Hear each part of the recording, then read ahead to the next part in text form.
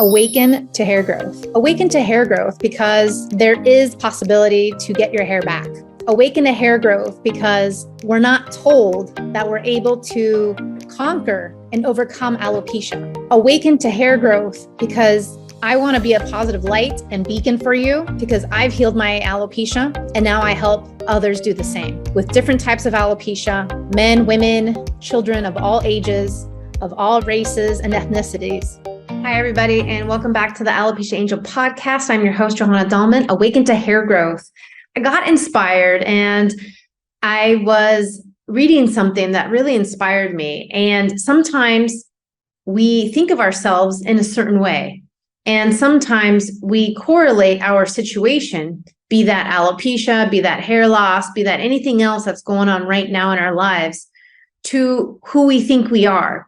And know this, you are not limited to who you think you are. So somewhere and somehow we wound up telling ourselves that we are not capable of certain things, that we are not worthy of certain things.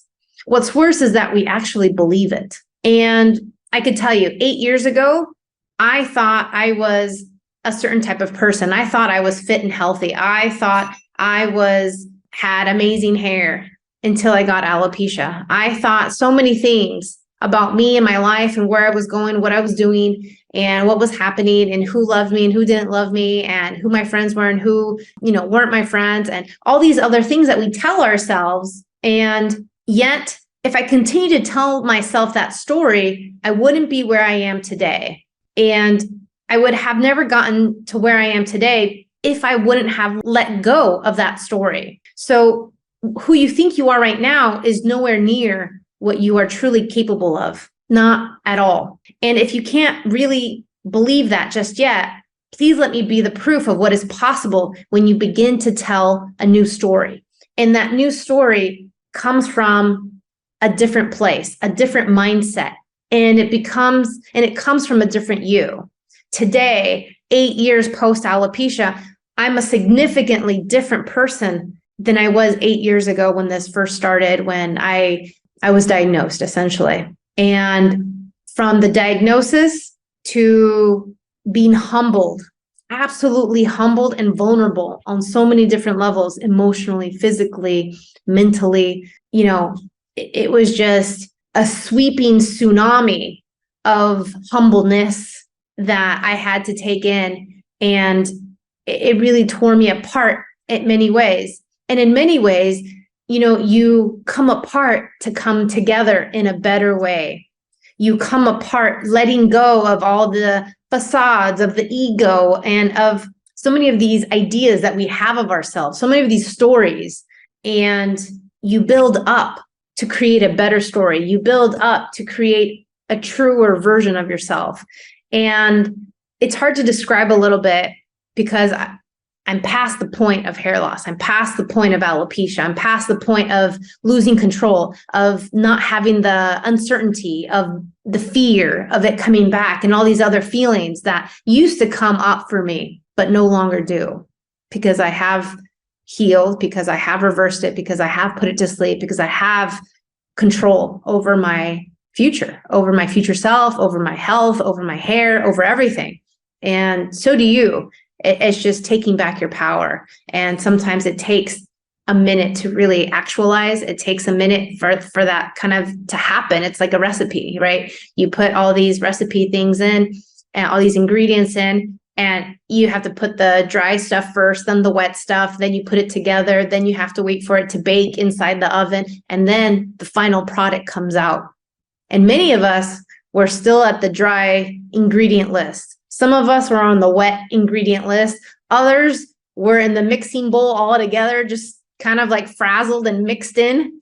Others are in the oven. So depending on what part of that journey that you're in terms of health, hair growth, empowerment, and really understanding that you hold the keys to your success is where, some of you are, some of you are not. And here I am to help you. Here I am to guide you. And I can guide you and I'm happy to do so. And I want to. But at the end of the day, it's up to you. And it's just like anything else, right? I can, or we can get coaching for how to swim, how to play the piano, how to do anything. But at the end of the day, it's up to us to practice. It's up to us to actually play the piano. It's up to us to actually move and kick our hands and our legs and our arms inside the water. And it's very different swimming in a kiddie pool versus the deep end versus the ocean. It's very, very different. And so again, we're all on a different journey, but at the same time, what story are you telling yourself? What story are you holding on to that you don't want to let go of? Today, I had an encounter with a former client, and I can see right through the facade. I can see right through the ego. I can see right through all these things, and yet she can't see it. And it's quite astonishing to be able to sit back and kind of like dissect the person, see them for who they are without even them telling you. But in so many ways, they are telling you who they are. And yet, as much as I want to help them, it's beyond the alopecia. It's beyond the other health conditions. It's beyond these other things, because many times it's us. It's our own selves that hold us back. It's our own selves that are keeping us and limiting ourselves because of the stories we tell ourselves, because of our limiting beliefs, because of our blind spots potentially. But a lot of times it's ourselves. I don't know if you've ever seen that picture of a horse and it's tied to a pole, and it knows that because I'm tied to a pole, I can't move, I can't run away, I can't go away. But then what they do in that next picture or in that next phase, they tie the horse to a bucket. And so it gives you that same psychological situation of, okay, I'm tied to something, but the horse is definitely much more stronger than a bucket, especially an empty one. And yet it still doesn't move. It's still waiting for its owner there. And when I see these pictures, that you can find in psychology magazines or in different psychological areas, trying to explain a certain criteria or a certain type of situation, then you start to understand that many times that's us as well. We are the horse. And many times, as you're a child, you're told, okay, raise your hand, ask for permission to go to the restroom, ask for permission to use my car, ask for permission to go see a friend at their house and this type of thing. But then as we get older, we're still in that same training. We're still succumbing to that same type of training that we got as we were younger, to ask for permission, to, obey what authorities say, and to only do as what we're allowed to do or what people allow us to do. But that's not the case with alopecia. That's not the case with hair loss. And I could easily say that everyone who has alopecia has probably seen at least one doctor. I could probably say that. And yet, you go to doctors and they don't give you too many options, right? It's just like certain medications, certain prescriptions, and depending where you're located in the world, maybe not even any prescriptions. Where I was in Europe, they didn't even give you a prescription for strep throat or anything else. It was, so sorry that you have this bad luck with alopecia. There's nothing, for us to do for you. And so it just depends where you are in the world, whether you get any help or any sort of, warmth in regards to healing or any sort of guidance. More than likely, none. But the thing is, it's like, it's all within us. It really is. It's all within us. And as someone who's guided more than hundreds of people, children, families, and adults on how to heal, on how to get this, a lot of times it's also maybe our mindset that also can play a part. And that mindset goes along with the ruminating thoughts. It goes along with the stories we tell ourselves. It goes along with what we think is possible for us, what we think is possible for us, where we live, our means, etc. And that's just it. Just like how alopecia doesn't discriminate on who gets it, it also doesn't discriminate on who can heal it. Anyone can heal this, regardless of where you live, what country, what language, ethnicity, race, type of hair, whether it's kinky, curly, straight, permed, etc. It doesn't matter. Doesn't matter how old you are. Doesn't matter the age, doesn't matter how long you've had it. It doesn't matter. It just doesn't matter. At the end of the day, it's up to you. At the end of the day, you are in the driver's seat. At the end of the day, you are not limited to who you think you are. I know you can be a better version of yourself. I know and believe that you can do better for yourself. And doing better doesn't necessarily mean doing the same thing as like a celebrity fitness trainer or as, who we see in the news or who we see on TV. That's not what I'm talking about. I'm talking about doing better for you in a personalized way. And this is where the personalized evaluation comes in, because we're all different. We all come from different cultures, backgrounds, diets, beliefs, values. But what I can say is that how the Hair and Heal program is structured, it's structured to empower you, for your culture, for your values, for your diet, for your beliefs, for your health, for your hair growth. And I think that's the key takeaway here, because if you don't have something personalized, then you're going to fall into the trap of believing and thinking that the one size fits all approach is the answer, and it's not. And many times what I find is that people are asking me, they're like, what product do you have? What serum or shampoo do you sell? And that's just it. There is no serum or miracle shampoo out there, nor will there ever be a miracle shampoo or serum. And I could probably almost guarantee that. And I can guarantee that because of the diversity of clients that I have from over 60 different countries. The different types of alopecia and healing it is all very different. And tailoring it to each person also is a little different too, especially when you start bringing in like the different ancillary health concerns or issues that they have. Maybe there's, menopause involved. Many times it's children. Many times, it's just different for everybody. The way you heal a 50-year-old is not the same way you heal a 20-year-old or a 5-year-old. It's just all very different. But at the same time, what are you doing for yourself today? And what are these stories that you're telling yourself? And so I want to leave you with this. You are not limited to who you think you are. And the reality is that your success is inevitable. Your success to hair growth is possible for you, just like it was for me, just like it is for my clients, just like it is for anyone else who wants it. And I think maybe that's the key ingredient here. You have to want it, and not just want bits and pieces. You have to want it all. It's an all or nothing situation.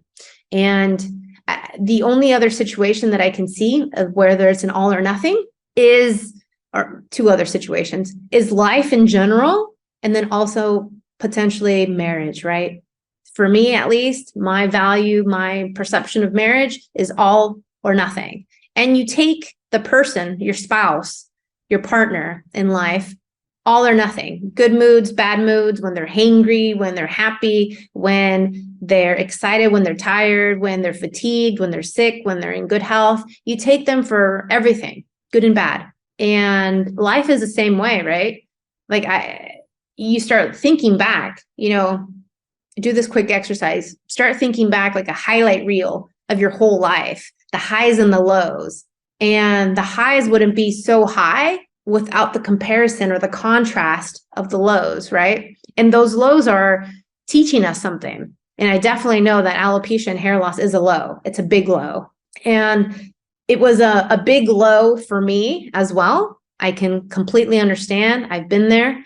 But at the same time, it was one of those golden nuggets. It was one of those, under high stress, carbon turns into a diamond. It was one of those things that where so much pressure accumulated, where so much beauty came out of it. And it's something that I couldn't have ever saw in the future for myself, or seeing myself doing this, helping others and being a beacon and being a light and telling people the opposite. That yes, you can heal your alopecia, that yes, there is a possibility through the Alopecia Angel method that this is possible for you. And again, it's just, how bad do you want it? Do you want to follow directions, or do you want to just kind of like do a mediocre bits and pieces here and there of a buffet so that you can try to heal? And that's the thing, when you start thinking about products on the market, you start seeing how Many times people use a shampoo or a serum or a new vitamin or a new pill or etc. for like a month. And then they're like, it doesn't work, toss it. And they, try something new and toss it. Or they're like the Labrador dog. They get excited with the new treatment, with the new, with the new product that's out in the market. And that's just it. No product is going to give you the results that you're looking for. Let me say that again. No product on the market is going to give you results that you're looking for. None. And I would probably beg to say that no product in the future would ever give you the full hair growth, long-term, long-lasting, long-term strategy that you're looking for, because it would be very easy to, let's say you're using Rogaine, let's say you're using some sort of vitamin or biotin or anything else that you think is going to help your situation. It more than likely it won't. Why? Because nothing else has changed. You've added a new ingredient into this, but the new ingredient into this mixing bowl could mess up, contraindicate, or even put out of balance the rest of the ingredients for this recipe to really come to fruition. Does that make sense? And the thing is, it's like, if the foundation doesn't change, nothing's going to change. So for example, we can add in all the ingredients you want into this cake, but if you're missing one or two special ingredients, the cake's never going to rise. It's always going to be just like some flat blob. It's never going to be the actual cake it's meant to be. And so this is where we're always tripping over ourselves. We're missing the key ingredients. We're missing the personalized evaluation. We're missing the customized, tailored aspect of this. We're missing figuring out our blind spots. We're missing understanding the foundation of true health. We're missing so many of these other pieces that we're just like steamrolling over it and trying to just get to the product, trying to just get to the next vitamin, trying to get to the next Band-Aid. None of that's going to work. So if there's anything I can tell you now to save your time, to save your energy, to save your peace of mind, because you can go crazy with so many products out in the market, is stop wasting your time on that and start looking inward. Start looking inward at the stories you're telling yourself, the limiting beliefs. Start looking at your blind spots. Start understanding yourself more and self-analyze, become self-aware. And in all honesty, it's a skill that you really have to hone in. It's a skill that even for myself was very difficult to like really get to the bottom of. And potentially that's why it took me over 3.5 years, because there was things that I didn't want to let go of. There was things that I just didn't want to face. And I think that's all of us, right? That's human nature. Sometimes we don't want to face the music, as they say. We don't want to face the person in the mirror. We don't want to come to reality when it comes to healing. And in every way, there's the possibility. It's not just me. It's not just my clients. Everyone has the possibility to heal. It's just taking the steps, right? Focus on taking action. There's more action needed than learning. More action is needed. And once you have action in place, then it's kind of like you're cultivating a garden. Then you start to see everything grow. Then you start to see everything flourish. Then you start to see everything come together. The cake rises, hair growth happens, your health rejuvenates. It's a step-by-step process. But remember this, you are not limited to who you think you are. You are much more than that. You don't give yourself enough credit. You are worthy of healing. You can heal. You are capable of healing. And it's just taking that next step.